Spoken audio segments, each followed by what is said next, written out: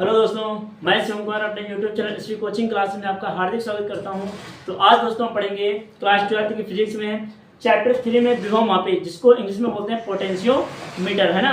तो एग्जामिनर अगर आप विभव मापी बना करके ले जाते हैं तो एग्जामिनर आपसे सबसे पहला क्वेश्चन यही करता है कि आखिर विभव मापी क्या होता है और इसका उपयोग हम कहाँ करते हैं, है ना। तो आपको बताना होगा कि विभव मापी, जैसा कि इसका नाम ही है विभव मापी, मीन्स विभव को मापने वाला, है ना। तो हम यही तो बोलेंगे, मैंने लिखा भी है विभव मापी एक ऐसा उपकरण होता है जिसकी सहायता से विद्युत वाहक बल या फिर किन्हीं दो बिंदुओं के बीच विभवांतर को मापने का काम करता है ना, विभव मापी कहलाता है। ठीक है, इसका नाम हो गया विभव मापी पोटेंशियोमीटर। चलते हैं विभव मापी पढ़ते हैं, विभव मापी क्या होता है, उपयोग कहाँ होता है, इसकी रचना सिद्धांत देख लेते हैं ना, ताकि ये एग्जाम में और हर बार एग्जाम में 5 नंबर में ये पूछा ही जाता है। ठीक है, एक व्हीटस्टोन हो गया जो मैंने आपको बता रखा है और दूसरा हो गया विभव मापी, दोनों में से एक हर बार आते ही आते हैं। ठीक है, तो आइए हम बिना देर करते हुए शुरू करते हैं। तो मैंने लिखा है विभव मापी मीन्स पोटेंशियोमीटर। ठीक है, सबसे पहले डायग्राम देख लीजिए। डायग्राम में मैंने दो सिरे ले लिए, ए और बी ले लिया। ठीक है, अब आप देख सकते हैं इसमें धारा ए से बी की ओर बह रही है ना। फिर उसके बाद क्या है, मैंने जो सिरा ए है उसको बैटरी के धन ध्रुव से जोड़ दिया है और जो आपका ये धारा मापी है जी, गैल्वेनोमीटर धारा मापी, इसको मैंने से ऋण ध्रुव से जोड़ दिया है। ठीक है, यहाँ पर आप देख सकते हैं मैंने एक धारा नियंत्रक आरएस लगाया हुआ है और इस धारा नियंत्रक को कुंजी के से मैंने जोड़ दिया है ना, और इसको फिर सीसा संचायक से, ये बैटरी होता है सीसा संचायक, है ना, तो उससे मैंने जोड़ दिया। ठीक है, अब आप देख सकते हैं यहाँ से धारा बह कैसे और ऐसे धारा फ्लो होती रहेगी। ठीक है, तो आप देख सकते हैं। अब देखिए यहाँ पर हमने जो जो इसमें बनाया है वो हम लिखेंगे, लिखा है मैंने सिद्धांत और रचना में, हम उनको देख लेते हैं। सबसे पहले हम इसको पढ़ लेंगे, आखिर विभव मापी क्या होता है उसको देख लेते हैं। ठीक है, आइए समझते हैं। तो लिखा है मैंने विभव मापी मीन्स पोटेंशियोमीटर। देखिए, विभव मापी एक ऐसा उपकरण है जिसकी सहायता से सेल का विद्युत वाहक बल तथा किन्हीं दो बिंदुओं के बीच का विभवांतर ज्ञात करते हैं, है ना। ये आपका हो गया विभव मापी, है ना, जिसकी सहायता से हम किन्हीं दो बिंदुओं के बीच का विभवांतर ज्ञात करते हैं। ठीक है, ये आपका हो जाएगा विभव मापी। अब हम आइए चलते हैं सिद्धांत पर।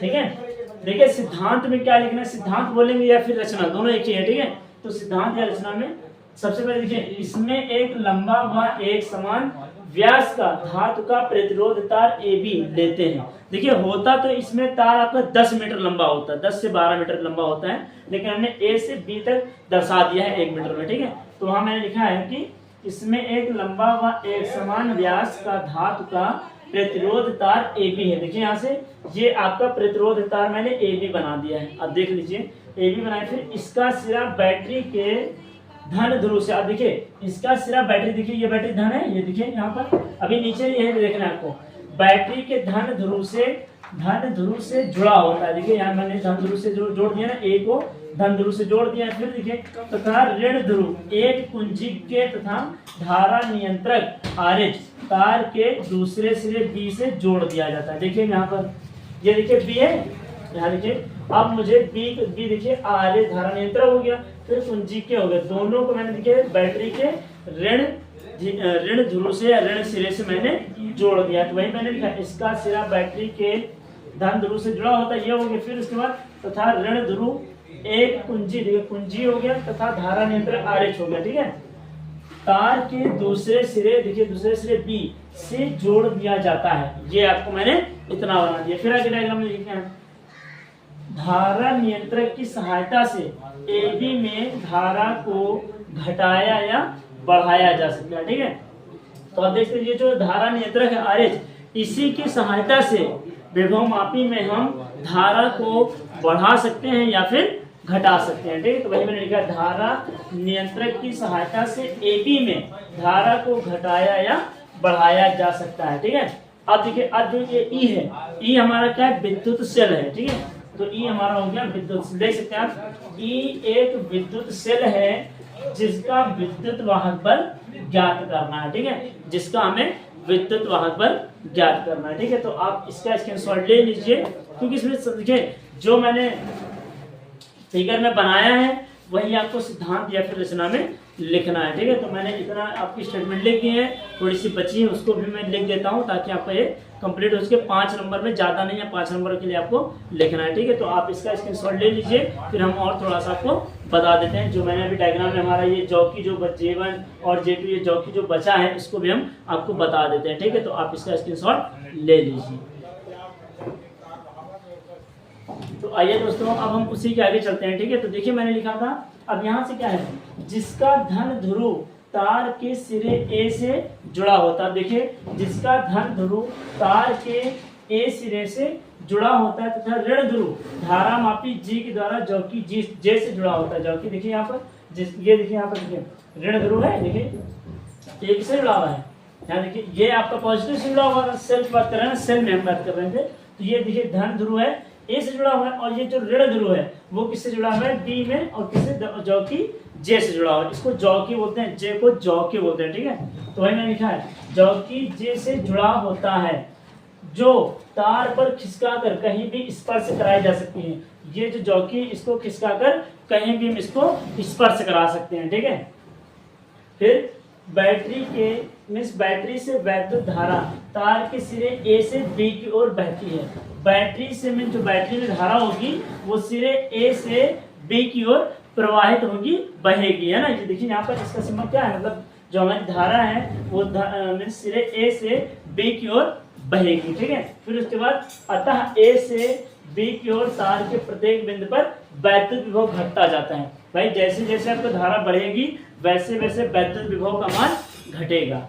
ठीक है, इसलिए मैंने लिखा अतः ए से बी की ओर तार के प्रत्येक बिंदु पर वैद्युत विभव घटता जाता है। ये आपको इतना लिखना था। अब ये J1 J और J2 इसका क्या कर रहे हैं, अब थोड़ा हम इसके बारे में समझ लेते हैं। आपको समझ लेना है, जैसे जैसे मैंने लिखा है आपको समझ लेना है, नोट कर लीजिए, मैं आपको समझा पूरा दूंगा। ठीक है, तो इसीलिए मैंने लिखा है माना यहाँ से। अब इसके मैं जॉकी को समझाने जा रहा हूँ। ठीक है, तो मैंने लिखा है माना सर्वप्रथम जॉकी जे को ए बी तार के बिंदु J1 पर स्पर्श कराते हैं। देखिए लिखेंगे माना जॉकी जे, इसकी बात कर रहे हैं, माना जॉकी जे को तार के ए बी है ना, तार के ए बी बिंदु J1 पर स्पर्श कराते हैं। देखिए J1 पर मैंने क्या, देखिए स्पर्श कराया है, J1 पर स्पर्श कराते हैं तथा ए व J1 के बीच, तथा ए व J1 के, भाई देखिए जॉकी जे को मैंने ए तार के बिंदु ए बी से मैंने J1 पर स्पर्श कराया। ठीक है, फिर तथा ए व J1 के बीच का विभवांतर, मींस ए और J1 के बीच का जो विभवांतर है वो इस सेल के विद्युत वाहक बल से कम हो जाता है। देखिए कम हो गया ना, देखिए लिखा है सेल के विद्युत वाहक बल से कम होता है तथा अब जब ये कम हो गए तो जो धारा मापी है इसकी सुई किधर हो जाएगी, बाएं दाएं, तो इसकी सुई जो है जब बाएं कम हो जाएगा तो इसकी सुई बाएं की ओर मुड़ जाती है ना। देखिए भाई लिखा है जब बाएं ओर विक्षेपित हो जाती है। जब हमारा क्या हो जाएगा, विभवांतर जो है सेल के विद्युत वाहक बल से कम हो जाता है तो हमारे जो धारा मापी की सुई है वो बाईं ओर विक्षेपित हो जाती है, अर्थात बाईं ओर मुड़ जाती है। ठीक है, ये आपका हो गया। अब इसी तरह अगर हम इसकी बात करें, J2 की बात करें तो वो भी होगा, इसी तरह से लिखा जाएगा। समझ लीजिए, उसको लिखे या ना लिखे आपको बता दे रहे हैं। तो उसमें भी हम क्या लिखेंगे, जॉकी जे को ए बी के तार बिंदु J2 से, है ना, देखिए J1 यहाँ था, यहाँ J2 से स्पर्श कराते हैं तथा ए व J2 के बीच क्या लिखेंगे, विभवांतर जो होता है सेल के विद्युत वाहक बल से यहाँ ज्यादा हो जाएगा, तभी तो ये सुई जो है वो दाईं ओर क्या हो जाती है, दाईं ओर विक्षेपित हो जाती है। अब हमको J को एक ऐसे बिंदु पर स्थित रखना है जहां पर विद्युत वाहक बल और इस J का मान क्या हो जाए, बराबर हो जाए, मीन्स विक्षेपित ना होगा ना। तो आप ऐसा कीजिए, मैंने तरह जो बोल दिया वो भी थोड़ा लिख देते हैं, समझ में आ जाएगा ना। तो यहाँ तक उम्मीद करते हैं समझ में आया होगा। आप इसका स्क्रीनशॉट ले लीजिए, फिर जो ये ए और J2 बच रहा है इसको भी हम आपको बता देते हैं। ठीक है ना।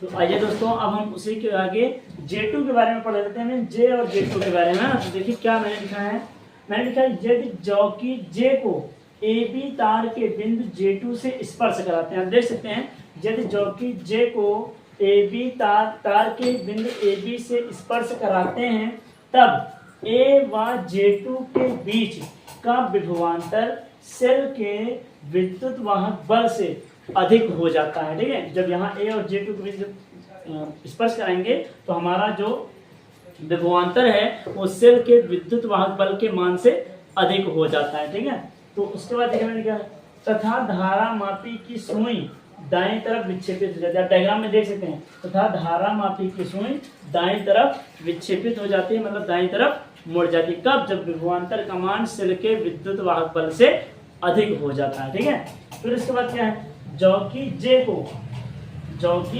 J को J1 व J2 के बीच ऐसे बिंदु पर स्पर्श कराते हैं कि धारा मापी में कोई विक्षेप ना आए, है ना। जब धारा मापी में कोई विक्षेप नहीं होगा तभी तो विभवांतर और सेल का विद्युत वाहक बल मान बराबर होगा ना, तभी तो मान बराबर हो जाएगा। फिर मैंने लिखा कि विभवांतर तथा सेल का विद्युत वाहक बल बराबर हो जाए। ठीक है, वही मैंने लिखा है। और उसके बाद सीधे आप फॉर्मूला क्या लिखेंगे, V बराबर K इंटू एल या फिर V बराबर E बराबर KL।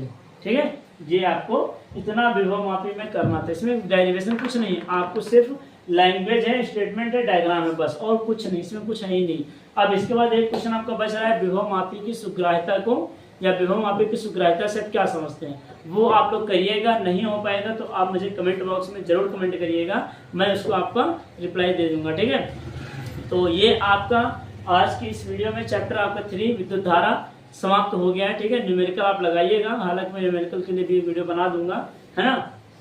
अब ठीक है, तो मिलते हैं नेक्स्ट वीडियो में, तब तक कि आप चैप्टर 3 अच्छे से पढ़िए और अगर आपको कोई प्रॉब्लम होती है तो आप मुझे कमेंट बॉक्स में जरूर कमेंट करें। ठीक है, तो मिलते हैं नेक्स्ट वीडियो में। Thanks for watching this video.